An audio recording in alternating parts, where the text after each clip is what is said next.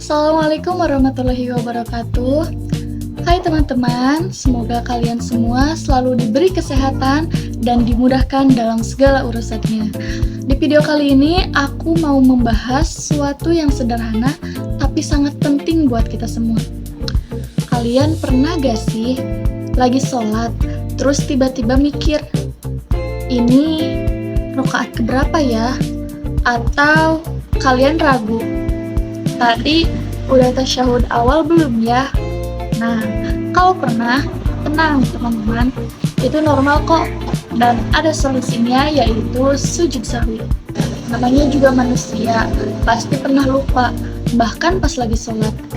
Kadang udah niat mau khusyuk, kepikiran hal lain, jadi ragu sendiri kan? Nah, disinilah indahnya Islam. Kalau ada kesalahan kecil dalam sholat, tidak langsung disuruh ulang, tapi ada cara lain untuk menyempurnakannya, yaitu dengan sujud sahwi. Jadi, apa sih sujud sahwi itu dan bagaimana caranya? Mari kita bahas satu persatu. Apa sih sujud sahwi itu? Sujud sahwi adalah 2 kali sujud yang dilakukan untuk menutupi kekurangan atau kesalahan kita dalam sholat. Artinya, jikalau kita memiliki kesalahan atau kekurangan dalam sholat ataupun lupa dalam sholat, maka tidak harus diulangi dari awal sholatnya, tapi cukup disempurnakan dengan sujud sahwi. Nah, hukum sujud sahwi sendiri dalam kitab Fathul Qorib itu hukumnya sunat ya teman-teman. Lalu, kapan sih dilakukannya? Dilakukannya sujud sahwi jikalau kalian itu ragu dalam sholat, lupa rakaat, lupa tasyahud awal, atau bahkan ada gerakan yang kelebihan atau yang kekurangan. Contohnya, kalian ragu nih, ini rakaat kedua atau ketiga ya. Nah, maka kalian harus ambil yang paling yakin dan yang paling sedikit. Karena dalam hadis disebutkan, jika kalian ragu dalam sholat, ambillah yang paling yakin. Nah, lalu bagaimana sih dilakukannya sujud sahwi? Yang pertama yaitu sujud pertama dilakukan setelah tahiyat akhir. Nah, sebelum salam. Jadi kalian setelah tahiyat akhir jangan langsung salam, tetapi lakukan sujud pertama dengan bacaan Subhana rabbiyal a'la, atau bisa juga bacaan Subhana ma la yanamu wa la yasfu.